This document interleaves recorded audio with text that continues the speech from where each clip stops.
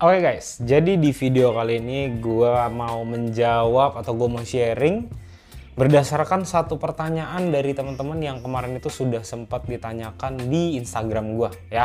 Sebelum kita masuk ke pembahasannya, gue sambil ngopi dulu ya. Nah, kopinya ini dari Say Something, ini masih special beans. Ini adalah kopi Guji ya, Guji Dima Leci Perfume. Tuh, kopinya ini ya. Nah, terus dia itu dari Ethiopia. Varietasnya itu Woliso sama Dega. Prosesnya ini natural. Nah, tasting notes-nya yang menarik ini adalah leci, jasmine, citrus zest, sama palm sugar. Oke? Nah, hari ini gue gilingnya pakai Time Warcha sama Tex Light. Ini gue pakai nomor 12. Terus gue pakai 15 gram, perbandingannya 1/15 standar aja. Airnya di sini gue lagi pakai Amidis ya. Suhunya ini cukup tinggi, sekitar 97 sampai 98 lah. Oke, terus hari ini gue nyeduhnya pakai elf dripper ini, tapi gue paper filternya pakai yang Kalita Wave ya. Oke, langsung aja. Dia nanti total yang gue tuang 225. Terus gue bagi ke 3 kali interval penuangan aja ya. Start. Nah, pertama kali ini gue mau tuang bloomingnya sebanyak 30 gram ya. 30 gram, nah terus gue diamkan selama 40 detik. Oke, 40, ini gue mau lanjut tuang sampai 150. Oke, ketika sudah surut semua, kurang lebih 1 menit 50 detik, kita tuang lagi sampai 225. Oke, kita tunggu. Oke, sudah. Nah, di sini gue dapat 3 menit 6 detik. Ya, 3 menit 6 detik. Oke, sekarang kita hirup dulu wanginya seperti apa ya. Oke, jadi wanginya ini bener-bener kayak lecinya tuh aromatik banget ya, kerasa banget manisnya. Terus karakter leci itu kan ada bener-bener apa ya, kayak buah leci kalengan. Terus jasminnya kerasa banget, sama di sini kayak ada wangi-wangi kulit jeruk gitu ya. Nah, sekarang kita cobain dulu rasanya. Oke, rasanya ini pertama kali udah bener-bener kerasa. Kalau gue ya di depan malah kayak ada jeruknya, bener-bener jelas banget. Terus abis itu disusul sama si lecinya bener-bener bulet, kayak bener-bener buah leci yang kalengan ya, kayak buah leci kalengan gitu. Terus di belakang ini gue kerasa jasminnya baru ada di rongga mulut sama rongga hidung, jadi bener-bener di aftertaste. Nah, terus manisnya kalau menurut gue ya, ini manis itu kayak teman-teman makan buah leci kalengan yang sama airnya gitu teman-teman minum juga, jadi kayak ada aromatik lecinya kan semakin naik tuh, semakin intens, jadi kurang lebih seperti itu. Terus intensitas acid sama sweetnessnya ini menurut gue balance banget. Dibilang terlalu tinggi enggak, dibilang terlalu rendah juga enggak, jadi medium lah di tengah-tengah. Oke, nah ini kita tunggu dulu sampai agak dingin. Sambil gue ngobrol ke materi yang mau gue bahas. Oke, jadi materinya ini adalah sebenarnya ada 2 orang ya, ada 2 orang yang di DM itu bilang, "Bang, gue susah banget nih mau dapetin barista." Gitu ya. Nah, ini gue mau sharing menurut sudut pandang gue dan apa yang gue tahu, terus apa yang sudah pernah gue alami. Gitu ya. Pertama, teman-teman masukin CV lamaran, itu cuma bener-bener kayak filenya doang. Surat lamaran sama CV. Tanpa ada subjek, tanpa teman-teman tulis body, tulis apapun tuh nggak ada. Jadi teman-teman cuma mencantumkan file PDF dari CV dan lamaran. Oke, itu kalau gue pribadi gue nggak akan lihat. Pasti akan gue skip kebanyakan ya. Karena balik lagi, ketika lo mau jadi barista, gue juga menuntutnya lo tuh harus bisa profesional. Oke, jangan lu berlindung di balik kata-kata, "Ya bang, saya cuma lulusan SMK, ya bang, saya cuma lulusan SMA." Jangan. Gitu ya, belajarnya kayak apa, cari tahu gitu. Jangan cuma megang HP, cuma nontonin TikTok doang, YouTube aja ya. Cari untuk hal apa yang bisa ngedevelop diri lu. Itu yang pertama. Terus yang kedua, bikin lamarannya ini tidak jujur atau bohong. Nah, di sini gue mau sampein lagi bahwa teman-teman tuh harus inget, kita sebagai orang yang menginterview atau bos lu nih, dia tuh bisa ngecek kok. Ya, dia bisa cross check ke tempat kerja lu yang lama atau ke komunitas gitu ya. Karena sekali lu ketahuan bohong, ya menurut gue ya memang masih sebatas sampai lu nggak dipanggil aja. Tapi kalau bisa jangan seperti itu, karena takutnya nanti efek ke depannya yang nggak enak gitu loh. Ya, ketika lo apply ke tempat lain ya, terus komunitas kopi ini kita saling ngobrol, terus misalkan gue yang pernah pernah ngecek CV lo, terus lo bohong, pasti kemungkinan besar kalau gue inget gue akan ngomong, itu mah CV-nya bohong tuh gitu. Terus ada yang tulisnya sertifikasi kopi barista tapi bohong. Giliran pas interview, ditanyanya sengaja dibolak-balik, jawabannya ngaco semua gitu. Belum lagi ada yang surat lamarannya nulis tempat kerjanya salah gitu. Iya gue ngerti lu itu template, tapi ya dibaca ulang lah gitu loh. Jangan sampai bener-bener plek-plek cuma lu kirim aja, jangan gitu. Belajar juga, belajar jadi orang yang lebih profesional lah gitu ya. Terus yang ketiga, ketika sudah dipanggil nggak datang, jangan kayak gitu. Itu kayak, ya gue ngelihatnya ya lu kerja jadi barista ya kayak cuma main-main aja gitu. Karena balik lagi, ketika lu punya asumsi kerja jadi barista itu cuma sekedar kerja tukang bikin kopi, gue bisa bilang kalau lu itu salah sih, pemikirannya salah gitu ya. Nah, terus yang keempat, ketika sudah dipanggil datang terlambat. Disuruh datang jam 10 misalkan, datang jam setengah 11, atau bahkan ada yang gue pernah ketemu lebih parah lagi, kalau nggak salah ya janji tuh jam 10 atau jam 11, datang jam 1 siang. Mukanya kayak baru bangun tidur. Nah maksud gue yang ada di pikiran lu tuh apa? Karena kan bisa dikatakan ini yang butuh nih lu yang butuh kerjaan ini gitu.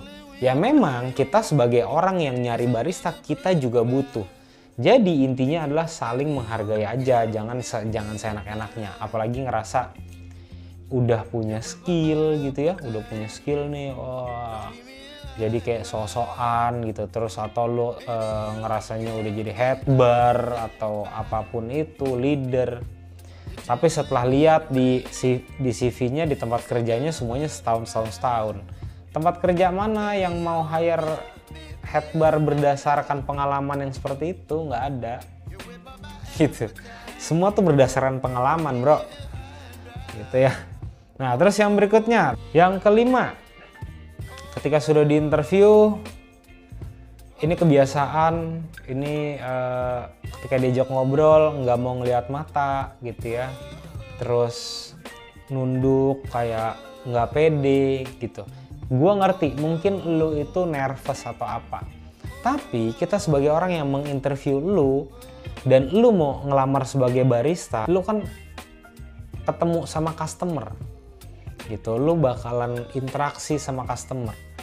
Ketika lu seperti itu, lu kayak canggung atau lu nggak berani ngelihat mata, ngelihatnya ke atas, kemana gitu, ya itu menurut gue akan jadi penilaian tersendiri sih ya. Nah baik lagi di sini gue tuh bukan maksudnya ketika lu ngobrol sama orang itu harus lihat-lihatan mata terus, enggak sih. Ntar lihat-lihatan mata gini lama-lama maju pelokan lo, jangan gitu ya. Kayak kasih waktu 2 detik 3 detik abis itu mata lo ke tempat lain, atau lu ngobrolin hal yang lain lagi. Atau kalau lu ngerasa diri lu itu nervous ketemu sama orang, ngobrol sama orang, jangan lihat mata, lihat dahi nih, lihat dahinya aja gitu. Orang nggak akan notice lu ngelihat mata atau dahi, tapi kalau lu ngelihat ke hal yang lain itu orang akan notice banget gitu. Menurut gue itu adalah basic komunikasi yang harus lu paham gitu. Balik lagi, jangan mengatakan dengan alasan, wah bang gue nggak ngerti yang kayak gitu-gituan karena gue cuma lulusan SMA. Jangan ngasihanin diri sendiri bro gitu loh. Setiap orang pengen maju, pengen berkembang, ya dicari tahu gimana sih kita cara ngobrol sama orang gitu ya. Nah, terus yang keenam, nah ini memang sebenarnya banyak sudut pandang atau bisa banyak pro dan kontra lah ya. Misalkan kita mau hire-nya junior barista, atau bahkan ya yang lu pengalamannya mungkin baru 1 tahun di industri kopi lah ya. Ketika lu kasih CV, kita cek CV-nya, pengalamannya masih sangat-sangat kurang gitu ya. Terus lu nembak gajinya, mungkin ketika lu ditanyain ya, negosiasi gaji, lu ekspektasinya berapa, lu ekspektasinya sangat-sangat tinggi gitu. Nggak bisa seperti itu. Apalagi gue pernah ketemu yang dia nih, orang ini memang sudah pernah kerja ya di kantoran, memang sudah cukup lama, tapi ketika lu jadi barista gitu ya, lu nembak gajinya itu berdasarkan gaji terakhir lu di kantor lu yang lama, yang mana itu lumayan jauh dari UMR. Ya, ini gue tidak menyalahkan lu atau tidak menyalahkan orang tersebut. Bisa jadi dia kurang paham, gitu ya. Karena balik lagi, ketika lu itu yang tadinya di kantor, kerjain kantoran, lu itu seorang atau bagiannya, kalau nggak salah waktu itu dari bagiannya marketing, terus lu jadi barista, itu adalah dua industri yang beda gitu. Ketika misalkan lu dikasih, sekalipun lu dikasih dengan gaji yang lu minta atau gaji yang lu sebutkan gitu ya, pertanyaannya adalah lu bisa nggak memenuhi semua job desk yang dikasih, atau lu bisa nggak ngerjain semua SOP-nya gitu tanpa dengan kesalahan yang minim. Menurut gue itu sangat-sangat sulit. Nah, jadi ini pesannya adalah buat teman-teman yang ketika mau pindah industri nih kerjanya, biasanya kalau kita di industri kopi gitu, khususnya lo kalau ngelamar jadi barista, yang akan dilihat itu adalah pengalaman lo dulu. Ya, pengalaman lo udah pernah di coffee shop apa gitu ya, karena biasanya kita dari orang yang interview gitu ya, kita udah bisa lihat, oh coffee shop A, oh dia ini kurang lebih sistem kerjanya kayak apa sih. Coffee shop B gitu, seperti apa. Jadi kita sebagai yang menginterview, kita juga sudah punya bayangan kira-kira lu itu kerjanya seperti apa gitu ya. Nah, terus yang berikutnya gue lupa nomor berapa. Ini adalah terlalu banyak ngecap ya, terlalu banyak ngecap nih. Seakan-akan lu ini pengen dilihat, wah lu ini pengen berkembang nih, pengen memajukan coffee shop lu. Ya, contohnya yang paling sering adalah yang gue temukan gini. Ketika gue tanya, kenapa alasan terakhir pindah kerja dari tempat yang lama? Gitu ya, banyak banget yang jawabannya gini. Iya kak, karena tidak sesuai dengan visi dan misi saya. Gitu ya, jadi karena saya merasa di situ tidak bisa berkembang. Gitu. Terus apa yang saya mau itu tidak bisa saya salurkan. Nah, gini. Itu menurut lu mungkin ya, itu satu hal yang keren atau satu hal yang bisa dilihat, wah lu nih orangnya pengen maju, pengen berkembang nih, ya. Tapi di sisi lain, di sisi owner coffee shop atau orang yang menginterview lu, itu juga bisa jadi pertanyaan. Gitu. Pertanyaannya dalam arti apa? Gini. Ketika lo udah ngomong visi misinya tidak sama gitu ya, pertanyaannya lu yang punya coffee shop atau lu yang kerja di coffee shop itu. Ya karena yang namanya coffee shop, masing-masing coffee shop itu atau cafe atau resto itu pasti punya visi misi yang berbeda-beda. Walaupun ujungnya satu, yaitu untuk cuan. Tapi kalau untuk visi dan misi itu bisa berbeda-beda. Jadi catatan dari kita yang menginterview lu adalah pertanyaan ini, gue sebagai yang punya coffee shop yang ngikutin visi misi lu atau lu yang ngikutin visi misi gue gitu ya. Perlu diingat, lu itu pengen ngelamar kerja, lu bukan pengen ngelamar jadi partner atau kolega bisnis, beda lu ya. Ketika lu mau bisnis sama temen lu mau berpartner, ya visi dan misi harus sama. Tapi ketika lu kerja, ya memang harusnya lu ngikutin visi misi tempat kerja lu yang lama. Gitu. Ya, terus ada lagi yang berikutnya adalah ini kayak secara tidak langsung ya menjelekkan tempat kerjanya yang lama. Gitu. Iya, di sana saya ini, saya itu, bosnya gini, head bar saya gini, nggak usah lah. Ya. Karena itu pun akan jadi catatan, karena kita juga akan berpikir bahwa oh nanti lo resign dari sini, lo bakal ngelakuin hal yang sama juga dong. Lebih ke arah sana. Ya, kayaknya itu aja sih sebenarnya beberapa catatan yang harus teman-teman barista perhatikan ketika baru mau masuk ke industri kopi sebagai barista atau yang mau pindah kerja. Oke, nah ini sekarang suhunya sudah dingin nih, gue mau cobain lagi. Ketika dia sudah dingin, ini malah yang di depan kerasa benar-benar si jasminnya. Jasmin sama jeruk ya. Kalau kalian ini jasmin sama jeruk yang benar-benar bulat banget di depan. Terus di tengah-tengah itu baru kerasa si lecinya. Lecinya ini benar-benar karakternya kayak leci kalengan, terus manisnya pun masih sama, dan acidity-nya ini ketika dia suhunya agak turun, agak sedikit naik, tapi naiknya tidak jauh. Jadi gap antara acid sama sweetness ini masih tipis lah ya. Terus untuk aftertaste-nya di sini gue ngerasa malah kayak abis makan buah leci ya, terus sama kayak ada wangi jasmine juga. Jadi jasmine ini ketika dia suhunya sudah turun nih, dari depan sampai ke belakang sampai ke aftertaste ini tetap kerasa, jadi stabil kerasanya ya. Terus untuk bodinya menurut gue ini medium to high ya. Terus teksturnya gue lebih ngerasanya kayak sirupi gitu sih, lebih ke arah sirupi ya. Ketika gue bikin pakai elf dripper terus pakai paper filternya si Kalita Wave.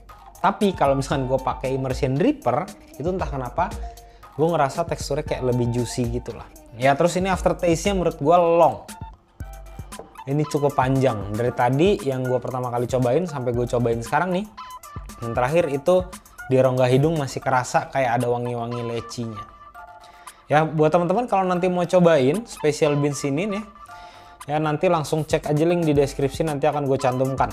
Nah buat teman-teman kalau misalnya ada mau tanya-tanya mengenai resep-resep seduh, atau teman-teman mau nanya apapun ya mengenai coffee shop yang teman-teman lagi mau bangun, atau teman-teman mau nanya mesin espresso, teman-teman follow dulu aja Instagram gue di sebelah sini di @remaringka ya. Terus langsung DM aja, sebisa mungkin dan secepat mungkin akan gue balas ya. Kalau misalkan teman-teman udah nge-DM kurang lebih seminggu tapi gue belum balas gitu ya, teman-teman DM lagi aja, takutnya DM-nya ketumpuk ke bawah ya. Terus teman-teman kalau misalkan mau tahu alat seduh rekomendasi dari gue, teman-teman langsung cek link di deskripsi aja. Oke teman-teman, sampai ketemu di video selanjutnya. Thank you.